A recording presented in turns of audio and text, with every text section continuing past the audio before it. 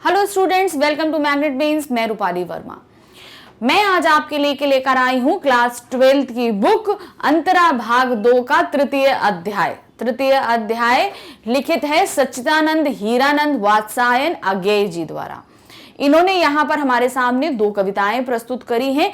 इन कविताओं के माध्यम से ये हमें बहुत ही गहरी चीज को समझाने के बारे में बता रहे हैं। क्या समझा रहे हैं? तो 2 जो कविताएं हैं वो है यह दीप अकेला और दूसरी कविता है मैंने देखा एक बूंद। इन दोनों ही कविताओं में बिल्कुल अलग अलग भाव को व्यक्त किया गया है, लेकिन बहुत ही सुंदर ढंग से। तो चलिए पहले हम देखते हैं यह दीप अकेला, यानी कि एक अकेले दीप के माध्यम से इन्होंने मनुष्य को चित्रित किया है कि अकेला मनुष्य अगर होता है तो उतना ज्यादा सक्षम नहीं होता जितना वो पंक्ति में, यानी कि बहुत सारे मनुष्यों की पंक्ति में होता है। तो क्या इन्होंने बोला है, यह दीप अकेला स्नेह भरा है, गर्व भरा मद माता पर इसको भी पंक्ति को दे दो। मतलब ये अकेला जो दीप है ये बहुत ही स्नेह भरा है। अब यहाँ पे तात्पर्य समझिएगा, यहाँ मनुष्य से तात्पर्य लेके चल रहे हैं।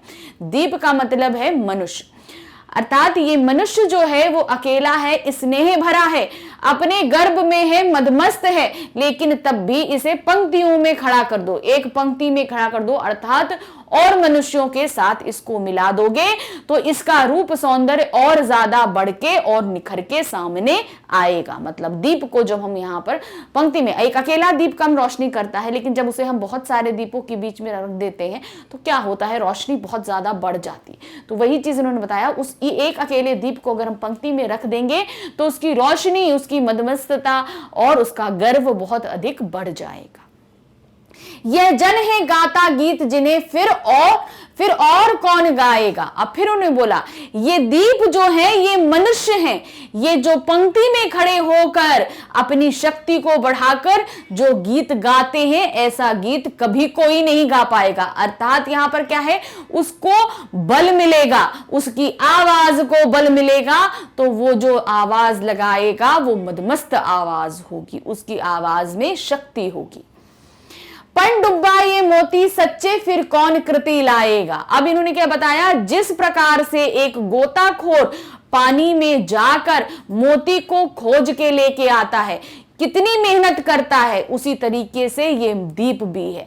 ये दीप भी जलने के लिए उतना ही संघर्ष करता है। अब दीप का संघर्ष हमें कई माध्यम से वो हमें बता रहे हैं। देखिए यहां पर गोताखोर के माध्यम से बताया कि गोताखोर जो है वो सच्चे मोती को लाने के लिए गहरे पानी में उतरता है और मेहनत करके बहुत खतरों को उठाकर गहरे पानी से उस सच्चे मोती को खोज के लेकर आता है। फिर दूसरा क्या बनाया, यह समिधा ऐसी आग हटेली बिरला सुलगाएगा। अब यहां पे कह रहा है समिधा मतलब क्या होता है, जो लकड़ी, हवन की जो लकड़ी होती है वो समिधा कहलाती है। वो हवन की लकड़ी जो है वो जो कार्य करती है उसका दृढ़ निश्चय होता है लोगों जलने के बाद लोगों को समृद्धि देना, वैसा ही संघर्ष ये दीपक करता है। दीप जल के चारों तरफ रोशनी करता है, अपने आप को तकलीफ देके चारों तरफ रोशनी करता है। दीप क्या करता है, जलता है और दूसरों को सुख पहुंचाता है। उसी तरह गोताखोर अपने को तकलीफ देता है, दूसरों के लिए अच्छी चीज खोजता है। समिधा की लकड़ी यानी हवन की जो लकड़ी, यज्ञ की जो लकड़ी होती है वो खुद जलती है और दूसरों को वैभव प्रदान करती है। यह अद्वितीय, यह मेरा, यह मैं स्वयं विसर्जित, यह दीप अकेला स्नेह भरा है, गर्व भरा मद माता पर इसको भी पंक्ति में दे दो। अब क्या कह रहे हैं, ये अद्वितीय है, मतलब इसके जैसा कोई नहीं है, यह मेरा है, मैं स्वयं विसर्जित हूं, मतलब वो उसका जैसा कोई नहीं है और वो अपने आप को विसर्जित करता है, अर्थात वो अपने आप को जलाता है। ये दीपक स्नेह भरा है, इसे भी पंक्ति में खड़ा कर दो तो इसके गर्व और मदमस्ती को बढ़ा दो। ये अकेला है मगर इसको अगर आप पंक्ति में खड़ा कर देंगे तो इसकी चमक और इसकी मदमस्ता बढ़ जाएगी। ये मधु है स्वयं काल को मौन का युग संचय, यानी कि ये है क्या है, मधु मतलब शहद। ये वो शहद है जो मधुमक्खियां बहुत ही मुश्किल से इकट्ठा करती हैं और बड़ी मुश्किल से मनुष्यों को प्राप्त होता है, मगर जो मुश्किलों से प्राप्त होता है जो मधु, वो बहुत ही मीठा होता है। उसी तरीके से ये दीपक भी जल के जो रोशनी देता है वो बहुत ही सुख प्रदान करती है। यह गोरस जीवन कामधेनु का अमृत पूत पे, पुत्र जिस अमृत को पीता है अर्थात कामधेनु अर्थात गाय, गोरस अर्थात उसके दूध को, गाय के दूध जो होता है वो बच्चे के लिए एकदम अमृत की तरह होता है।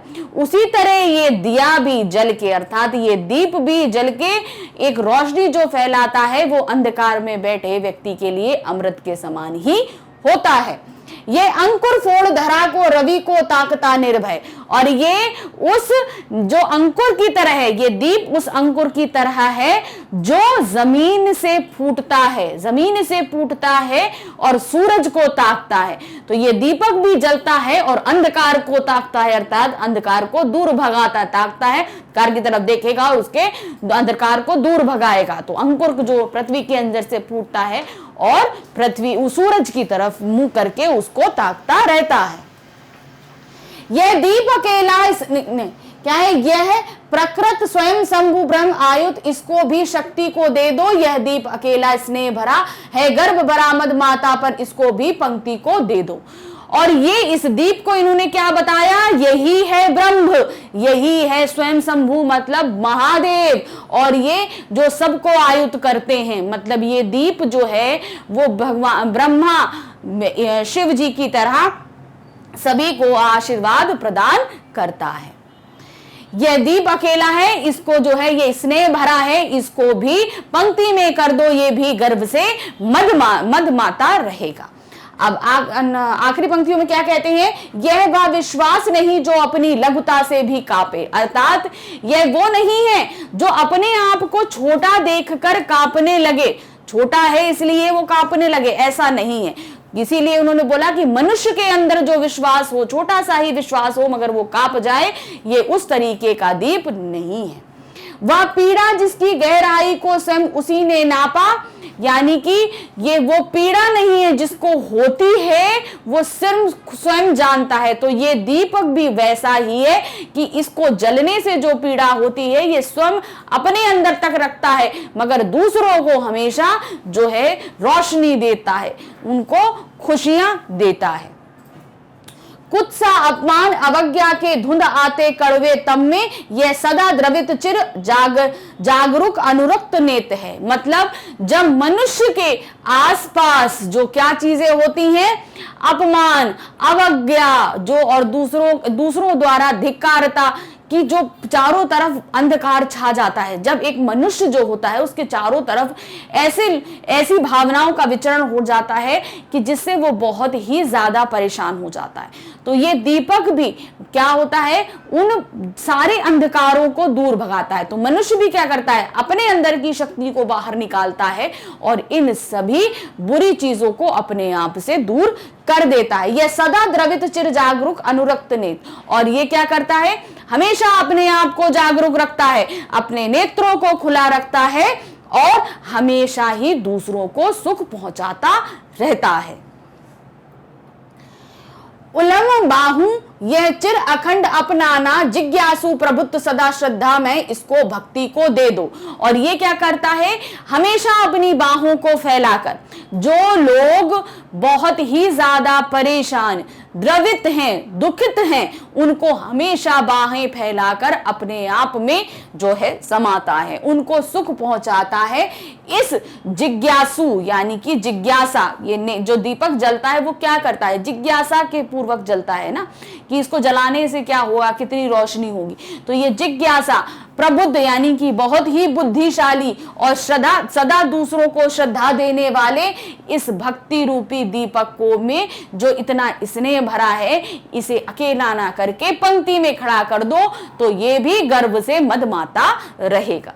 तो इस तरीके से इस कविता की हमने अर्थ यहां पर संपन्न किए। अब इसके हम मूल भाव और व्याख्या को देखेंगे। मूल भाव, यह दीप अकेला कविता में दीप के माध्यम से कभी व्यक्तिगत सत्ता और सामाजिक सत्ता के जोड़ने की बात कर रहा है। मनुष्य के अतुलनीय सहनशीलता और संघर्ष की क्षमता समाज के उसके विलय से समाज और राष्ट्र को मजबूत होगा। मतलब अकेला व्यक्ति के अंदर बहुत सारी जो है अच्छी चीजें होती हैं, मगर अगर वो राष्ट्र के साथ, समाज के साथ जुड़ेगा तो समाज और राष्ट्र की जो है वो वृद्धि होगी, वो उन्नति करेगा। तो इसलिए यहां पर उन्होंने बोला कि मनुष्य अकेला नहीं, अगर उसको हम पंक्ति में खड़ा कर दें, अर्थात समाज में या राष्ट्र में लाके खड़ा कर दें, तो सभी की उन्नति होती है। अब व्याख्या बिंदु है, दीप अकेला होने के बावजूद प्रेम से भरा हुआ, गर्भ से परिपूर्ण होने के कारण अपनों से अलग है। वह मदबाता है क्योंकि वह सर्वगुण संपन्न है। यदि उसे पंक्ति में सम्मिलित कर लिया जाए तो उस दीप की शक्ति, महत्ता और सार्थकता बढ़ जाएगी। वो अकेला है, गर्भ से मदमाता है, लेकिन अगर उसे हम सब लोगों के साथ खड़ा कर देंगे तो उसकी शक्ति बढ़ जाएगी। दीप व्यक्ति का प्रतीक है। कवि उसे पंक्ति के खरधया में जोड़ने की चाह रखता है। दीप के लिए पंडुब्बा, समिध, मधु, गोरस, अंकुर, स्वयं शंभु, ब्रह्म, आयुत, विश्वास तथा अमृत, पुतपय आदि उपमानों का प्रयोग किया गया है। हर पंक्ति में बताया गया है ना कि वो क्या क्या चीजें हैं। ये सभी उपमान एक स्नेह भरे दीप के लिए पूर्णता उपयुक्त हैं। अभी कैसे यूज किए गए हैं? पंडुब्बा के रूप में वह सच्चे मोतियों को लाने वाला, अर्थात खतरों से खेलने वाला है। तो समिध यानी यज्ञ की लकड़ी बनकर संघर्षशील और दृढ़ निश्चयी है। मधु एवं गोरस के रूप में माधुर्य एवं पवित्र अमृत में दुग्ध के समान सुख देने वाला स्नेहशील परोपकारी है। वह अंकुर की तरह स्वयं पैदा होकर विशाल सूर्य को निडरता से ताकता है। वह उत्साही, वह स्वयं ब्रह्मा के रूप में, अर्थात दीप मनुष्य स्वयं तक ही सीमित नहीं है। उसे सांसारिक गतिविधियों में शामिल करके सर्वजन हिताय, यानी कि उसे अकेला नहीं, सभी लोगों के साथ रख जाए तो सर्वजन, सभी लोगों का जो है अच्छा होगा, में लाया जाए तो संपूर्ण मानवता लाभान्वित हो सकेगी। यह अद्वितीय है, यह मेरा है, यह मैं स्वयं विसर्जित है। पंक्ति के द्वारा कवि दीप को स्वयं का भाव प्रदान करता है कि व्यक्ति अपनी अलग पहचान बनाते हुए भी समाज हित में समर्पित हो जाए तो अत्यधिक श्रेयकर होगा। व्यक्ति सत्ता का यदि सामाजिक व राष्ट्रीय सत्ता में विलय हो जाए तो समाज, राष्ट्र एवं व्यक्ति सभी का उत्थान होगा। मतलब अकेला व्यक्ति अगर प्रतिभाशाली है तो वो क्या होगा, अकेला उतना ख्याति तो पाएगा, लेकिन अगर समाज के साथ रहेगा तो खुद भी ख्याति पाएगा और समाज की भी उन्नति करेगा। दीप प्रकाश का, ज्ञान का तथा सभ्यता का प्रतीक है। कविता में इसे सामाजिक इकाई अर्थात व्यक्ति के रूप में चित्रित किया गया है। जब कहीं समाज में निंदा, अपमान, घृणा तथा अनादर एवं उपेक्षा का अंधकार फैलता है तो दीप उसे प्रकाशमान कर अनुकूल वातावरण बना देता है। मतलब चारों तरफ जब बहुत ही ज्यादा अंधकार, मतलब निगेटिव एनर्जी आने लगती है तो दीप क्या करता है, अपनी रोशनी से वहां पर पॉजिटिव एनर्जी को भर देता है। व्यक्ति प्रतिकूल परिस्थितियों में भी करुणामय होकर, द्रवित होकर, जागरूकता का परिचय देता हुआ, अनुराग से देखता हुआ, सभी को गले लगाने वाली ऊंची उठी भुजाओं वाला बनकर आत्मीयता का परिचय देता है। यानी कि जो लोग परेशान हैं, दुखी हैं, उनको बाहें खोल के अपनाता है व्यक्ति और उनको क्या देता है, सुख देता है, उनकी परेशानियों का निवारण देता है, उनकी सहायता करता है। वह सदैव जागृत तथा श्रद्धा से युक्त रहता है। अंधेरे में प्रकाश की किरण बनकर निंदा, अपमान, घृणा और अवज्ञा को दूर करता है तथा अनुकूल वातावरण तैयार करता है। तो मतलब जैसे दीप रोशनी देके अंधकार को दूर करता है, वैसे प्रतिभाशाली व्यक्ति क्या होता है, अपनी प्रतिभा से आसपास फैली हुई नकारात्मक सोचों को, नकारात्मक भावों को दूर करता है। इससे वह खुद का भी तो फायदा करता है, लेकिन अगर वो पंक्ति में हो यानी कि समाज में हो तो वो समाज का भी फायदा करेगा, राष्ट्र में है तो वो राष्ट्र का भी फायदा करेगा। ये तो हमारी पहली कविता खत्म हुई। अब हमारी जो दूसरी जो कविता है वो क्या है, मैंने देखा एक बूंद। तो यह कवि की जो हमारी सच्चिदानंद हीरानंद वात्सायन अज्ञेय जी की जो दूसरी कविता है, यह मैंने देखा एक बूंद। यहाँ एक बूंद के माध्यम से ये मनुष्य के जीवन को जो है वो हमारे सामने परिभाषित कर रहे हैं। कैसे, चलिए देखते हैं। मैंने देखा एक बूंद सहसा उछली सागर के झाग से, रंग गई क्षण भर ढलते सूरज की आग से, मुझको दिखा गया सूने विराट के सम्मुख, हर आलोक छुआ अपनापन, है उच्च मोचन नश्वरता के दाग से। तो अब यहां क्या होते हैं, कवि कहते हैं मैंने देखा।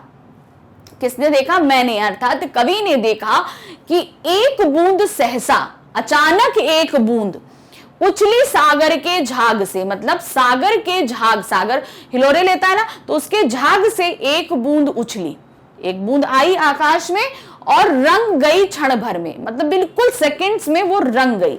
जब तक वो पानी में थी वो पानी का रंग थी, लेकिन बूंद जैसे ही हवा में आई सूरज की रोशनी से वो रंग गई। कैसे? उसका जो रंग था प्रकृति का वो रंग आ गया ढलते सूरज की आग से, अर्थात वो तुरंत ही सूरज के आग से वो रंग गई और जमीन पर पड़ते ही उसका अस्तित्व समाप्त हो गया। मुझको दिखा गया सूने विराट के सम्मुख, तब मैंने देखा कि इतने विराट समुद्र के सामने वो बूंद का अस्तित्व कुछ भी नहीं था। जब तक वो बूंद सागर के अंदर थी तब तक उसका कोई अस्तित्व नहीं था, लेकिन जैसे ही वो बाहर आई उसका खत्म हो जाना, नाश हो जाना पक्का था।